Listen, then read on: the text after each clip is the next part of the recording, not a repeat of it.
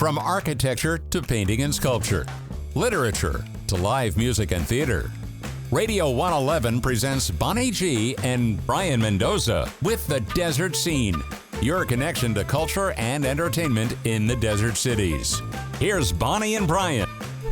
And welcome to The Desert Scene. I'm here with the fabulous Brayan Mendoza, who wears many hats on the show. He's co-host, interviewer at times, runs the board, and he does research over there on his trusty laptop. So he's invaluable to the show. How you doing? I'm doing good. Good. Now I got to sing your praises. No, you don't. Gilgallen, the heart of the show. That's all I got to say. The heart. No, okay. This I didn't mean this to be a love fest. Okay, I am so excited that we have a friend of mine, Linda Peterson, as our guest today. She's a fabulous musician, singer, pianist. I think tours all over the country, maybe the world, and she's back in the desert for the season and at Backstreet Bistro every Saturday. I think it's 12 to 3. Hi, Linda. How are you?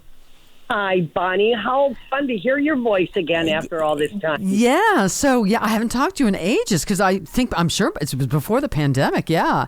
So, well, the COVID, yes, I went home very abruptly 2 years ago and just came for 2.5 weeks, just played 3 Saturdays last year, but wasn't enough time to see all my darlings, you know? Yeah. And tell me, remind me where home is. Where did you go back to? Home is Minneapolis, Minnesota. We're a family of musicians from there. We just got inducted into the Minnesota Music Hall of Fame. My son plays with Michael Bolton, brother plays with Fleetwood Mac, and on I could go. Our folks were great jazz musicians, and we just have this legacy of music and have had a ball with it all of our lives. That is so great. Yeah, I meant to ask you about having a musical family. So, well, congratulations on that honor. That's fabulous. Oh, yeah. We were so it really is nice. Judy Garland's in there, and Soul Asylum, and a few other notables, and now so are the Petersons. So we're very excited about that. So how many Petersons are there? It's a pretty large family, isn't it? Well, yes, in our immediate family, there are 5 of us, and we're all musicians. My sister Patty is a wonderful vocalist. She'll come out and play a night with me at Backstreet jazz evening in March sometime, and then Billy, my brother Billy, is a wonderful jazz upright bassist. He's played all over the world with jazz luminaries. And then for real money, he had a stint with the Steve Miller Band for 25 years. Wow. And then Ricky's been with David Sanborn for 30 years, and also now more lately is with Stevie Nicks and Fleetwood Mac. And little brother's been with Prince and many other musicians. And my son Jason has been in the Michael Bolton Band playing saxophone for about 14 years now. Wow. Now, I have to ask you, is there ever any competition within the family of, because you're all so talented and successful. Ever competition? Well, I wouldn't. Yes, in a way, because we want to be great for each other. Uh-huh. We are each other's peers. So not competition for gigs per se, but we keep that edge for each other because we want the approval of each other, if that makes sense. Mm-hmm. So your parents were, so this was like the family legacy from way back, right? Your parents were musical also? Yes, exactly right. My mother and dad were both wonderful, brilliant pianists, and the joke all the time growing up was, who's a better piano player, Jeannie or Willie?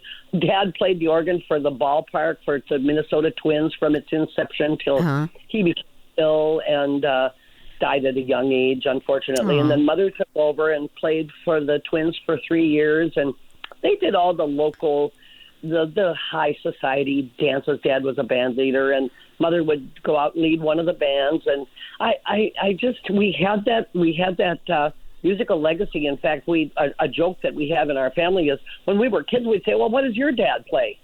You know, just assuming everybody was a musician. Yeah. And so now, did you all study formally or just kind of pick it up through parents? And did you play by ear or did you study? Well, some of each. Okay. I went to Holy Angels and got my little knuckles rapped on by the nuns for several years. And then, of course, took some popular piano lessons at McPhail, which is our big music school in the Twin Cities. And so we had some of each. We had some formal lessons, and we had just the legacy in the household. In my folks' era, they were playing all the great jazz tunes, the Duke Ellingtons and and all of that. And I remember my dad saying to us, "You kids are gonna come around to the good music again." When we were listening to the Rolling Stones and all the stuff they didn't like, Yeah. But and then Mother always said, well, just be a well-rounded musician. Know the tunes. Know all the tunes. Be familiar with the genres, Yeah. And so I tried to do that so that I can cover the bases, because I like to play for good singers, of which you are definitely one, my friend. I hope you'll come over and sing with me. I absolutely will. Thank you so much. You're very kind. Well, for the truth, this gal can sing, folks. So tell me. So you knew very early on this was going to be your career. So where did you go once you left home and out on the road professionally? Where did you head first? New York City. New York. Yep, I had a contract with RCA Records in 1975 and went out that way and stayed there for just a couple of years, met my husband there, and then we thought we wanted to go to California, so that we did that.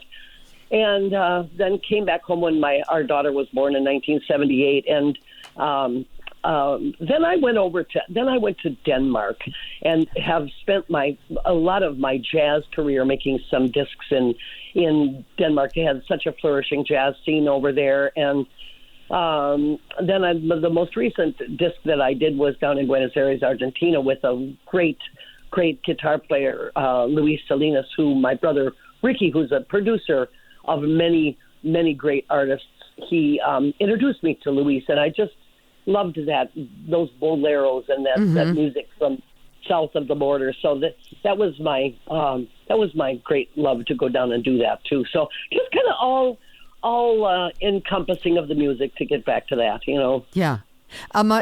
Brian has a question for you. I wanted to ask, I actually wanted to ask you about Buenos Aires Dreams, because I was looking at the poster for it and I was kind of fascinated for the album cover. I don't know if you remember, but it's a cover of you next to a very painted wall, and I wanted to get your opinion about why is that the album cover. I love it, but I wanted to know specifically what inspired that to be the album cover. It is actually a museum for the artist who wrote El Dia Que Me Quieres, which is their great tango song, their Song of Argentina, and that is the wall of his museum there. And it's a true wall. It's a piece of art. It's a wall in Buenos Aires. And then the picture that you see on the back is of my son. He happened to be traveling with Michael Bolton at the time we did that session. And that's a beautiful area that we're standing in called Recoleta. And the restaurant we're standing in front of is where our famous American actor, Robert Duvall, he married an Argentine girl, and that's his restaurant. That's where he would always go. So it's just such a colorful city. It's like a big European city. You don't realize you're in South America. That's great. So I want to ask you, what you play pretty much everything, right? I mean, as far as genres. I do. Yeah, I do. I'm a little short in the country department. Yeah. I know a few of the tunes, but that I wouldn't say that's my genre. Yeah. I loved all the soul music from our generation, Bonnie, and I've got a lot of Beatles tunes and a lot from my parents' generation, the Cole Porter, the Church ones. I've got lots of stuff from there. That, like Dad always said, that music stands the test of time, and you kids will come back to this good music. And he was right. He was right. Absolutely. Right. Yeah. How would you describe your style as an entertainer, as a musician? How would you describe your style? I think Diana Krall has put me on the map because in 2 words I can say Diana Krall. If you like her, you probably like me. Okay. That's a nice comparison, yeah. And when you go to, I know you're always working and traveling and doing all this stuff, but whenever you get a chance, if you ever get a chance to go sit down and go hear somebody else, go see somebody else, some other musician, singer, I would love to ask this question of, what do you look for? What are you hoping to see and to hear from another performer? I like to hear good chords. I like to hear a good singer with a voice like yours. I mean it. A pleasing voice that's just easy on the ears, that you could sit and listen to the whole night, not screaming in my ear. Just, I like pleasant music. Yeah. I like a restaurant with a piano. Yeah. That builds a backdrop for it's such an ambiance that's created if you have a piano in a restaurant, I think, and I love beautiful Spanish guitar. Oh, we yeah. have beautiful players in town here, and unfortunately I don't know their names to roll them off my tongue, but I know they're here, and so that's the kind of stuff I like. If I go out to dinner, I want to hear a pianist or a good Spanish style guitarist and a good singer who's just singing the tunes, Yeah. Brian has another question. Funny enough, like talking about Spanish guitar, the first person I imagine is Jose Feliciano. I don't know if you're a fan of him, but like... Oh, sure was. Back in the day, definitely. Yeah. Definitely. And I loved him. Even his like television theme song, Chico and the Man, I loved it. And I wanted I wanted to ask you, what is... Because we're talking about other musicians and what you see in their qualities. And so I was wondering, what is the biggest risk you've ever seen a musician take? Whether it was successful or not, I'm always curious, and I've always wanted to ask other musicians about this. What is the biggest risk you've ever seen a musician take? Oh, interesting. I have it clearly in my mind. I just went to see my brother Billy, who, as I mentioned, is a phenomenal, probably of the top 5 in the world jazz bass players. Wonderful. And we have a beautiful club called Crooners, and they have a room with a Steinway piano in it, and there's a musician, a great piano player named Billy Carruthers, who plays kind of, they're true jazz players. Mm-hmm. So I don't want to digress too far from your point, but to take chances, I've never seen such chances taken as witnessed by this evening I just spent in the company of this Billy Carruthers on piano, a great drummer from Milwaukee, and my brother Billy. You talk about just getting left hung out to dry and being able to find square one again. In the jazz world is the biggest chances I've ever seen musicians take, and funny enough, they come back together, and it works if they're brilliant like these guys. And to that point too, you can go. I could go to Moscow, Russia, and get up on the stage, and if all the guys in the band, never having seen each other before, knew the tune we were going to play, let's take Satin Doll. Everybody knows it. Mm-hmm.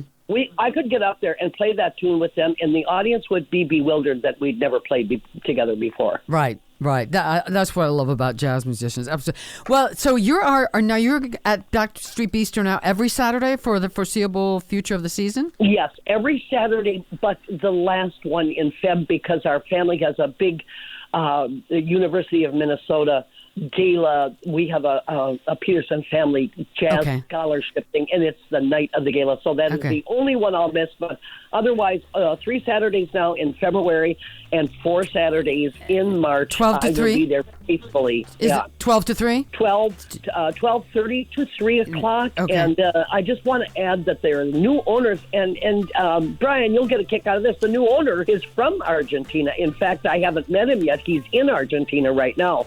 Excellent. And so we'll have a lot to talk about. They've added some lovely pizzas to their menu. For those of you who know the menu, many of the wonderful items are still in place, and now they have pizzas as well. Good food. Fabulous. Backstreet Bistro in Palm Desert. If you haven't been there, check it out. Linda Peterson, Saturdays, 12:30 to 3, playing great music. Thank you so much for talking with me. I'm going to come out and see you real soon. Absolutely. Well, I can't wait. Thank you both. Thank you, Linda. All right. Thank you to everybody listening, and we'll talk to you next time on The Desert Scene.